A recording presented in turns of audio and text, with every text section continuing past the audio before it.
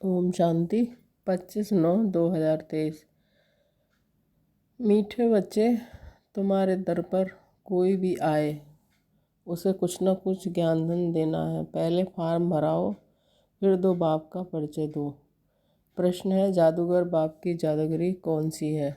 उत्तर, जादूगर बाप की जादूगरी देखो कितना ऊंचा बाप है। कहते हैं, मैं तुम्हारी सेवा में आया हूँ, मैं तुम्हारा बच्चा भी बन जाता हूँ। तुम बच्चे जब मेरे पर बलि चढ़ो तो फिर मैं 21 जन्मों के लिए तुम्हारे पर बलि चढ़ूँ। ये भी वंडरफुल बातें हैं। बाप कितने प्यार से तुम्हें पढ़ाई पढ़ाते हैं, तुम्हारी सब मनोकामनाएं पूरी करते हैं। तुमसे कोई भी फीस आज नहीं लेते हैं। उन्हें कहा जाता है राजू रमजबाज। गीत बजा है जो पिया के साथ है। ओम शांति।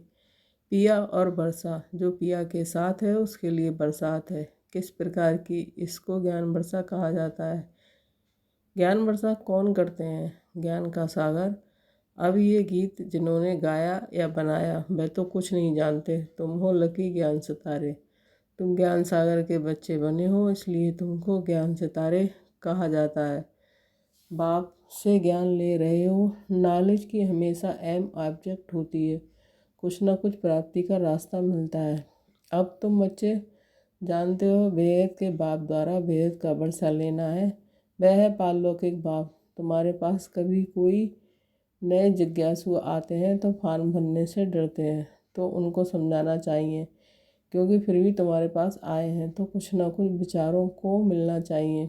बहुत गरीब है, तुम्हारे पास तो अथॉरिटी है। हाँ, नंबरवार कोई फुल पास होते हैं, कोई कम। ये तो नशा है। हमारे पास ज्ञान रतन ढेर है। ज्ञान सागर कोई महल में तो नहीं रहते हैं, झोपड़ी में रहते हैं। झोपड़ी में रहना पसंद करते हैं। जब कोई कहे हम फार्म नहीं भरेंगे तो बोलो, अच्छा अपना नाम तो लिखेंगे। हम बड़ी बहन जी को दिखाएं कि फलाना आया है कुछ समझने के लिए, तो आए हो, अच्छा अपना नाम लिखो। लौकिक फादर का भी नाम लिखना पड़े। अरे समझाना है, दो बाप तो हैं, एक लौकिक बाप और दूसरा पारलौकिक परमपिता परमात्मा। जब पिता कहते हो तो उनका नाम तो लिखो, परमपिता कहते हो तो वह सबका बाप है। हर एक लौकिक और पारलौकिक बाप होते हैं।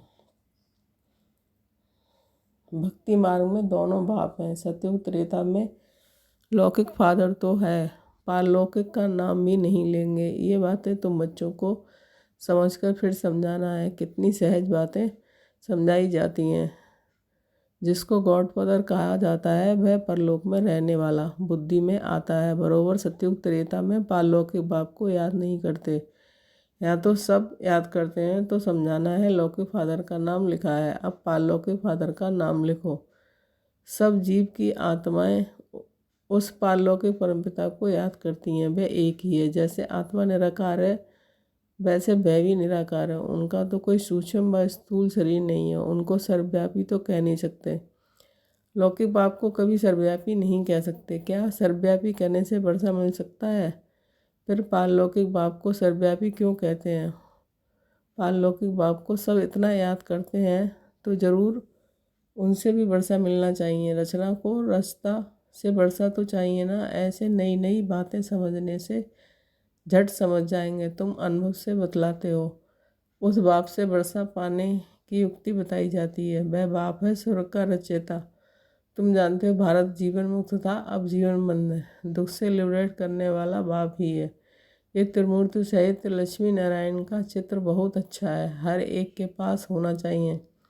घर पर समझाओ कि बरोबर ये लक्ष्मी नारायण भारत के आदि सनातन देवी देवता थे, सतयुग के मालिक थे। स्वर्ग का वर्षा जरूर पारलौकिक बाप स्वर्ग का रचयिता ही दे सकते हैं। कोई फॉर्म ना भी भरे, लेकिन ये बात लिखना तो सहज है, दो बाप हैं, दोनों में वर्षा मिलता है। लक्ष्मी नारायण अथवा उनके बच्चों आदि की जीवन कहानी तो है नहीं। श्री कृष्ण के लिए कहते हैं कि उनको टोकरी में ले गए, ये हुआ। अच्छा, इन लक्ष्मी नारायण को राज कहाँ से मिला? बरोबर आदि सनातन देवी देवताओं का राज्य था। इनमें पहला नंबर लक्ष्मी नारायण का है। उनको ये स्वर्ग का वर्षा किसने दिया? ये प्रजापिता ब्रह्मा भी बैठा है। ये वर्षा लक्ष्मी नारायण के सामने खड़े हैं। ये वर्षा लक्ष्मी नारायण के सामने खड़े हैं, फिर झाड़ पर ले आओ। ये तपस्या कर रहे हैं राजयोग की, इनसे ये लक्ष्मी नारायण बनते हैं। ये समझना कितना सहज है। लक्ष्मी नारायण के भक्तों को समझाना बहुत सहज है। अब अंदर कोई आते हैं तो कुछ ना कुछ शिक्षा जरूर देनी पड़े। तुम्हारे द्वारा इन वैश्याओं, विलनियों आदि का उद्धार भी होना है, परंतु तुम्हारे में अभी वह ताकत नहीं है। बाबा ने समझाया है कि तुम अपने पति को भी भूं भूं करती रहो। स्त्री अपने पति से भी पूछ सकती है कि तुम अपने लौकिक बाप का नाम बताओ। अच्छा, पारलौकिक बाप का नाम बताओ, जिसको तुम घड़ी घड़ी जन्म मई जन्म याद करते हो। जरूर उनसे कुछ जास्ती मिलता है। लक्ष्मी नारायण को याद करने से तो कुछ मिलता नहीं है।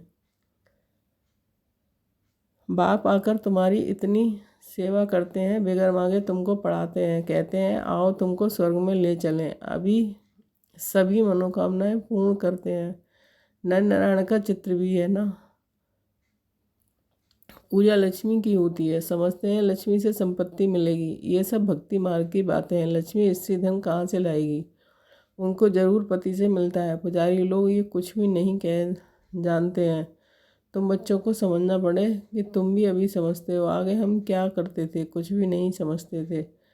अब अच्छी रीति जान गए हैं। श्री कृष्ण जन्माष्टमी होती है तो सवेरे से उनको दूध पिलाते हैं, झूला झुलाते हैं और फिर रात को पूरी तस्मई खीर आदि खिलाते हैं।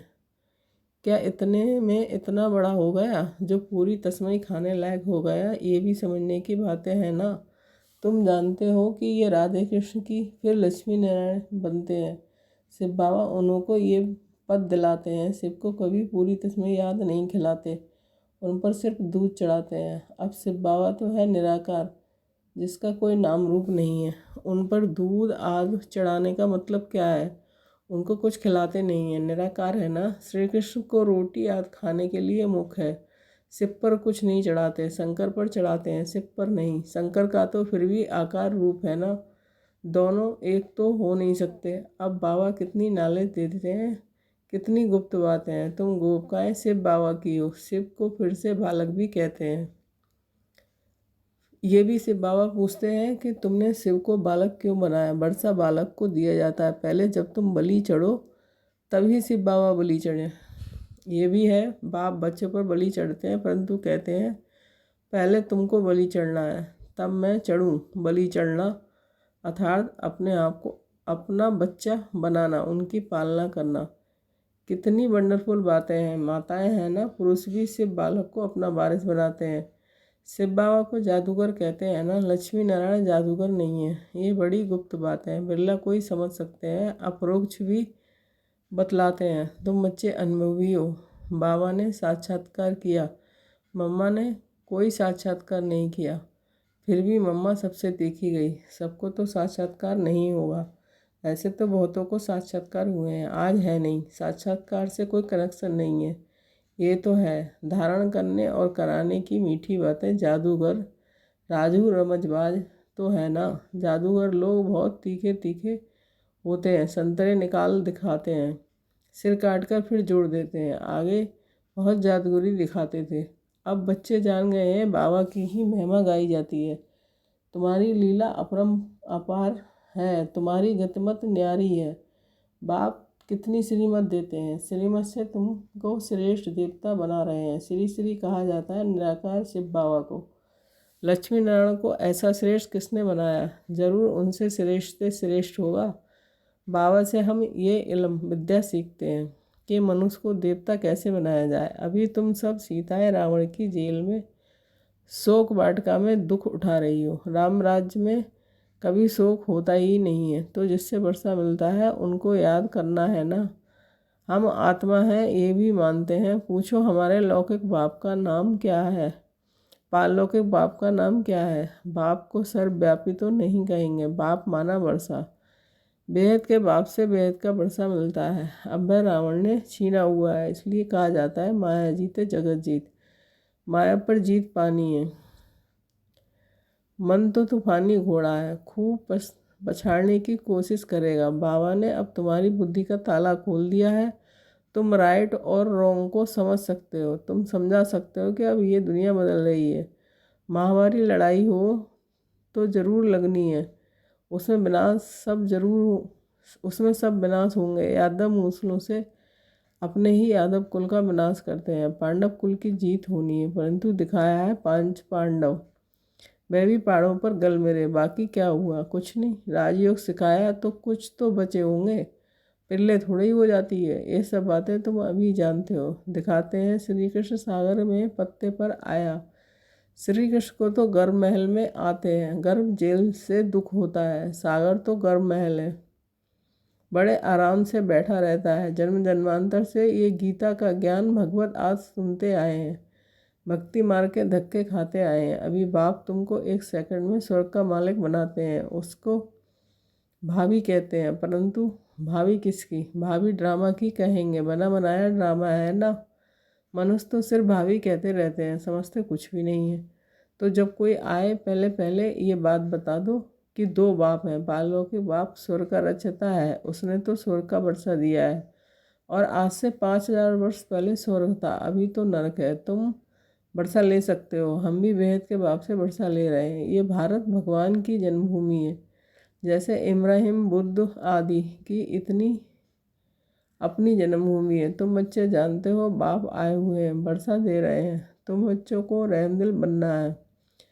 कोई को भी ये समझाना तो बहुत सहज है। पालो के बाप की पहचान देनी है। पालो के फादर एक ही बार आते हैं, उनको याद से हम स्वर्ग का वर्षा ले रहे हैं।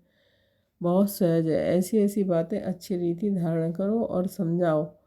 दान करो। पालो के बाप स्वर्ग की रजाई देते हैं, लक्ष्मी नारायण को दी है ना। इस सूर्यवंशी लक्ष्मी नारायण का बाप कौन है, यह आपको बताते हैं। स्वर्ग की स्थापना करने वाला फादर अब उनको स्वर्ग की रजाई दे रहे हैं। बाकी आशीर्वाद क्या करेंगे? अच्छा, मीठे मीठे सिकीले बच्चों के प्रति माता पिता बाप दादा का नंबरवार पुरुषार्थ अनुसार याद, प्यार और गुड मॉर्निंग। रूहानी बाप की रूहानी बच्चों को नमस्ते। हम रूहानी बच्चों की रूहानी माता पिता बाप दादा को याद, प्यार, गुड मॉर्निंग, नमस्ते नमस्ते। धारणा के लिए मुख्य सार 1 पॉइंट। राइट और रॉन्ग को समझ बुद्धि बल से मन रूपी तूफानी घोड़ों को बस में करके माया जीत जगत जीत बनना है, हार नहीं खानी है। 2 पॉइंट। शिव को बालक बनाकर उनकी पालना करनी है, अर्थात पहले उन्हें अपना वारिस बनाना है, उन पर पूरा बलि चढ़ना है। ओम शांति। वरदान है उमंग उत्साह द्वारा विघ्नों को समाप्त करने वाले बाप समान समीप रतन भव। स्पष्टीकरण। बच्चों के दिल में जो उमंग उत्साह है, मैं बाप समान समीप रतन बन समूह बच्चे का सपूत दूँ, यह उमंग उत्साह उड़ती कला का आधार है। ये उमंग कई प्रकार के आने वाले विघ्नों को समाप्त कर संपन्न करने में सहयोग देता है। ये उमंग उत्साह का शुद्ध और दृढ़ संकल्प विजयी बनाने में विशेष शक्तिशाली है। शास्त्र बन जाता है, इसलिए दिल में सदा उमंग उत्साह को व इस उड़ती कला के साधन को ही कायम रखना है। जैसे तपस्वी सदा आसन पर बैठते हैं, ऐसे आप एक रस अवस्था के आसन पर विराजमान हो। ओम शांति।